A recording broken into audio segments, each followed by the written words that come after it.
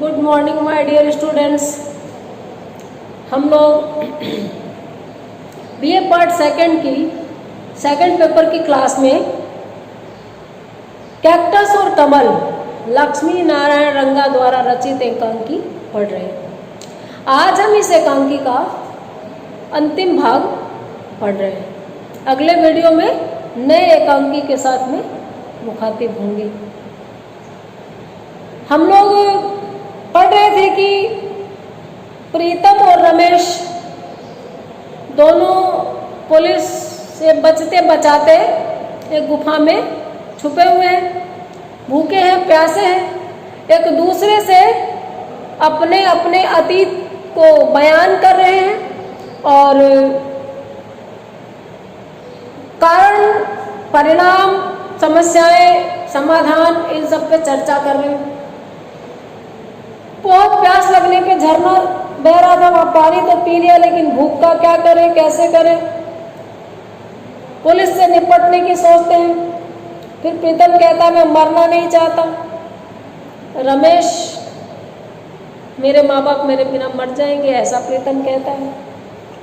तो रमेश कहता भाई ये तो इस रास्ते पे चलने से पहले सोचना था। अब तो हमें पुलिस से आमना सामना करके ही पानी पीना पड़ेगा, लेकिन पुलिस से आमना सामना करने की नौबत आएगी तो जान चली जाएगी। यही सब चल रही थी चर्चा।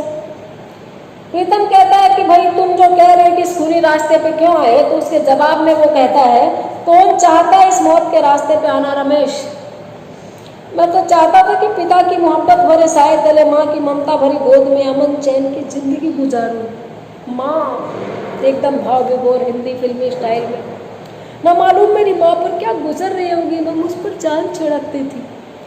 ऐसा फिल्मों में भी होता है कि वो कोई चर्चा करते हैं और फिर वो वाली सीन दिखा देते हैं कि अच्छा जिस व्यक्ति को हम याद कर रहे थे, जैसे कोई कहती है कि मेरा बेटा बचपन में खो गया, पता नहीं वो कहाँ होगा, अगले सीन में दिखाते हैं कि वो शहर में किसी का नौकरी कर रहा है या बूट पॉलिश कर रहा है या कहीं अमीर आदमी बन गया, वो वहाँ उस सीन पे ले जाते हैं। तो ऐसे ही इसकी माँ पर वो दृश्य परिवर्तन अब हो गया है कि एक बार प्रीतम बहुत बीमार पड़ गया था, तो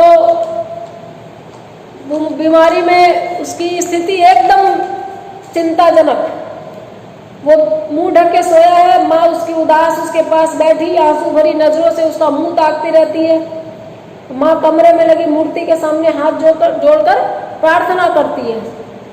हारे को हरि नाम, आस्तिक लोगों की सबसे बड़ी आस्था ईश्वर में। वो वहाँ पहुँच के उस मूर्ति के सामने रो के कह रही है भगवान मेरी जिंदगी ले ले, मेरे प्रीतम को तंदुरुस्त कर दे, अगर इसे कुछ हो गया तो मैं भी पड़ जाऊंगी। और रोने लगती है।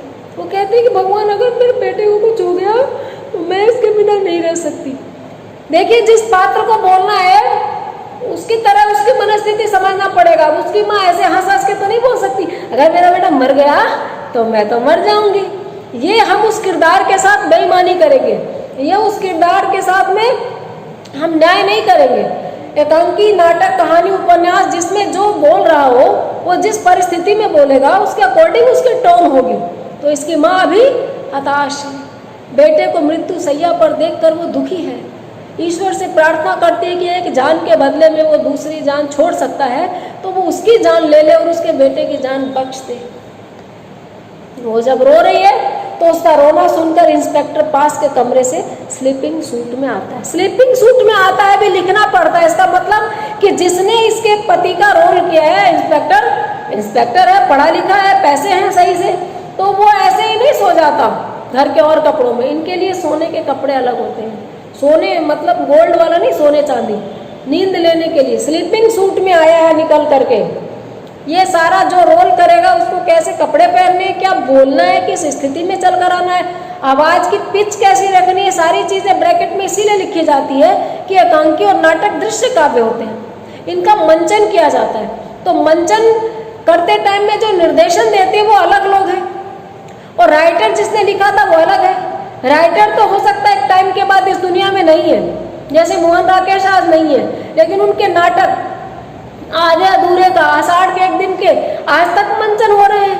तो उन्होंने एक एक चीज लिखी थी ना, उसी को डायरेक्टर अब अपने हिसाब से, निर्देशक अपने हिसाब से निर्देशित करता है और पात्रता तदानुकूल अभिनय करते हैं। तो ये आया है स्विमिंग सूट में और धीरे धीरे अपनी उसकी पत्नी के पास जाके खड़ा हो जाता है। ईश्वर, मोहिनी, इंस्पेक्टर कहता है मोहिनी ईश्वर पर एतबार रखो, वह सब ठीक करेगा। ये बहुत सामान्य वाक्य है। अमूमन लोग कहते हैं भगवान पे भरोसा रखो। मैं कहूँगी कि सब ठीक हो जाएगा। यकीन रखो, खुद पे यकीन रखो, दोस्तों पे रखो, अपनी कैपेसिटी पे यकीन करो। हम भी नहीं कहते कि कुछ ठीक नहीं हो सकता। खराब से खराब परिस्थिति में भी हम कोशिश करते हैं ढाढ़स बंधाने की, हौसला देने की, everything will be all right. और ये तो मानते हैं तो कह रहे हैं कि सब ठीक हो जाएगा। मोहिनी कहती है उसी के एतबार के सहारे ही तो जिंदा हूँ, पर प्रीतम को कुछ हो गया तो मैं मर जाऊंगी। बोलती है भगवान पे भरोसा है इसीलिए तो मैं अभी तक जिंदा हूँ, लेकिन अगर कल को इसको कुछ हो गया तो मैं जिंदा नहीं रहूंगी मेरे बेटे के बिना। इंस्पेक्टर कहता है तो मैं कौन सा जिंदा रहूंगा मोहिनी, अगर मेरी जान देने से प्रीतम को जिंदगी मिल जाए तो वह भी मैं, भाई तुम दोनों मर जाओगे तो मैं जिंदा रहूंगा क्या। और अगर मेरी जान देने से प्रीतम को जिंदगी मिल जाए तो मैं के बाद में आगे मैं बोलने नहीं देती। पत्नी है, धर्म परायण भी है, सुहाग का महत्व तो समझती है, तो कहती है नहीं इससे पहले तो मुझे, यानी इससे पहले तो भगवान मुझे उठा ले, तुम क्यों मरो। वो उसके कंधे पर हाथ रख के बीच में ही रोक देता है। इंस्पेक्टर भी रोक देता है, कहता है हिम्मत रखो, न तुझे मरना है न मुझे। मैंने जिंदगी में कभी किसी को नहीं सताया, भगवान भला मुझे क्यों सताएगा। एक बड़ा आशावादी तर्क या कुतर्क, अवैज्ञानिक तर्क आपस में हम एक दूसरे को देते हैं कि आज तक मैंने किसी का बुरा नहीं किया तो मेरे साथ बुरा नहीं होगा। इंस्पेक्टर कहता है कि उसने कभी किसी का दिल नहीं दुखाया तो उसके साथ बुरा नहीं होगा।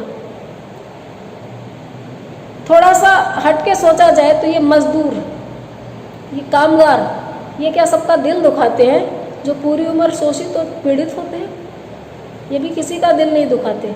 लेकिन इस पूंजीवादी व्यवस्था में अपने दिल को बचा के रखना, अपनी आजीविका बचा के रखना, अपना सुख बचा के रखना एक बड़ी चुनौती है। चाहे प्रेम हो या संतान हो, प्रिविलेज है, सबको नहीं मिलता सब सुख। खैर यहाँ पर ये वापस आता है और कहता है कि जब हमने किसी का बुरा नहीं किया तो हमारा बेटा भी बचेगा और हमको भी जान देने की जरूरत नहीं है। मोहिनी फिर कहती है पर प्रीतम को कुछ भी। इंस्पेक्टर कहता है तो प्रीतम के बिना हम दोनों भी जिंदा नहीं रहेंगे, हम दोनों मर जाएंगे। जब वो बिल्कुल नहीं बचेगा, कुछ नहीं हो सकता, तो हम भी नहीं जिएंगे उसके बिना। फिर रोशनी बुझकर जलती है, यानी ये रोशनी जो बुझी, ये सीन चला गया, जलती है।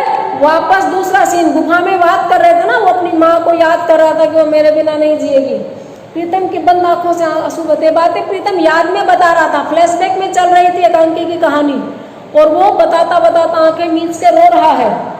रोता हुआ कहता है मेरी माँ को कि मेरे पिता की क्या हालत हुई होगी मेरे बिना, आज याद कर रहा है। प्यार पहले भी करता था, गलती नहीं थी इसकी। कई बार जिनको हम दिशाहीन युवा कहते हैं, भटके हुए युवा कहते हैं, उनका बहुत बड़ा गुनाहगार तो परिवेश, परिस्थितियां, पेरेंट्स होते हैं। इस लड़के के पेरेंट्स अगर इसके दोस्त होते, फोटो दिख जाती लड़की की इसके पर्स में और कोई हंगामा खड़ा होने का इसको डर नहीं होता या आश्वस्त होता कि दोस्त हैं पेरेंट्स, तो शायद ये इस नशे की दुनिया में नहीं जाता।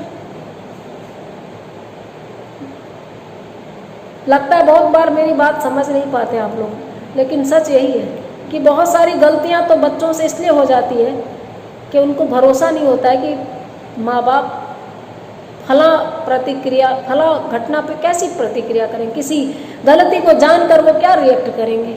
और बचपन से ही छुपाने की आदत पड़ जाती है, बचपन से ही दूरियां आ जाती है और एक दिन एक अच्छा खासा अपराधी तैयार हो जाता है। प्रीतम रो रहा है और बोल रहा है, पता नहीं उनकी क्या हालत हुई होगी। उसकी दशा देखकर रमेश भी बहुत दुखी होता है। रमेश भी रोमांसा होकर अब अपने को याद करता, उसकी भी तो परिस्थितियां हैं भाई, उसके भी माँ बाप हैं, अच्छे परिवार का लड़का है। यही छोटी बहन राखी का हुआ होगा।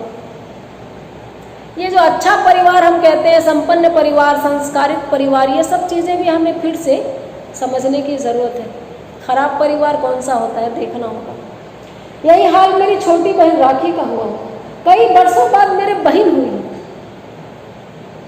ये हो गया इसके काफ़ी साल बाद इसके बहन हुई। माँ ने बड़े प्यार से कहा, ले तेरे राखी बांधने वाली राखी आ गई।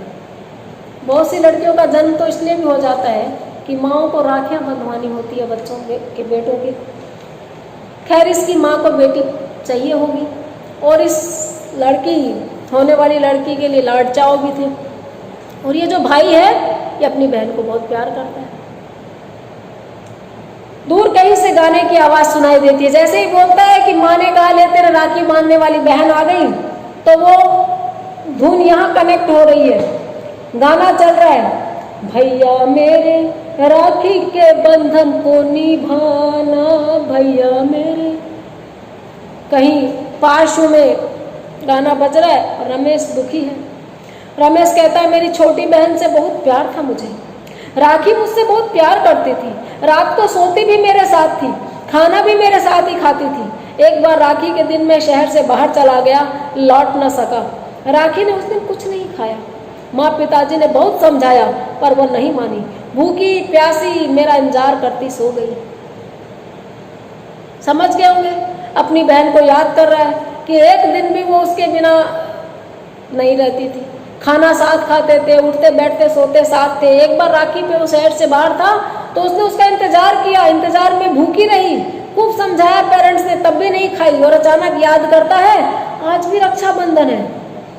प्रीतम भी चौंक कर कहता क्या रक्षाबंधन है? आज मेरी बड़ी बहन राखी के लिए रो रही होगी और मैं ऐसे भरने लगता है कि अच्छा राखी मेरे भी बड़ी बहन है, बहुत प्यार करती है। तो याद करके रोने लगता है। रमेश कहता मेरी राखी भी तड़प रही होगी। ऐसे सुबक रहा है। भावनाओं का मजाक नहीं बना सकते, वो सब में होती है।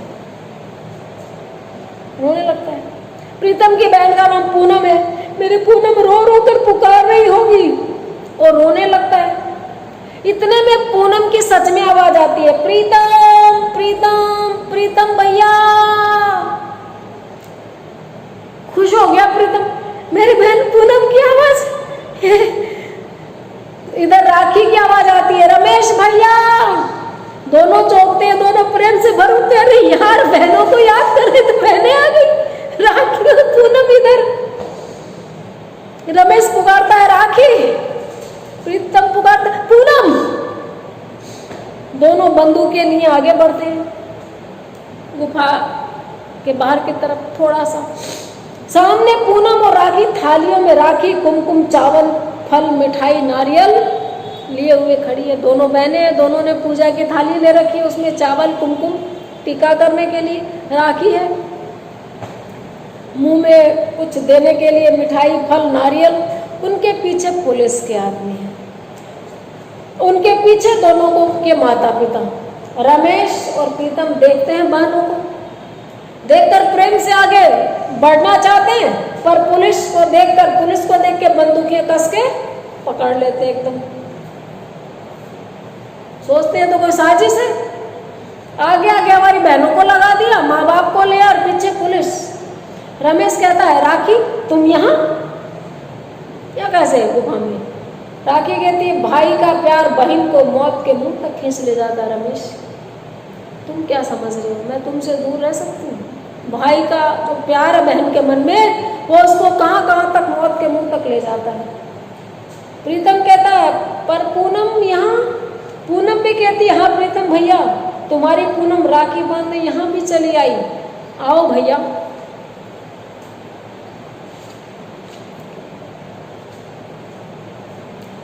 रमेश राखी की तरफ देखता है, वह प्रेम से थाली आगे करती है।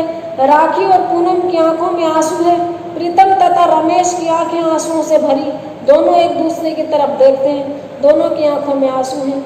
वे उधर कदम बढ़ाते हैं पर पुलिस को देखकर कदम सहसा रुक जाते हैं। ये ब्रैकेट में लिखा है, इसकी व्याख्या नहीं आएगी। ब्रैकेट में जो लिखा है वो एक्टिंग करने के लिए, अभिनेताओं के लिए संकेत होते हैं।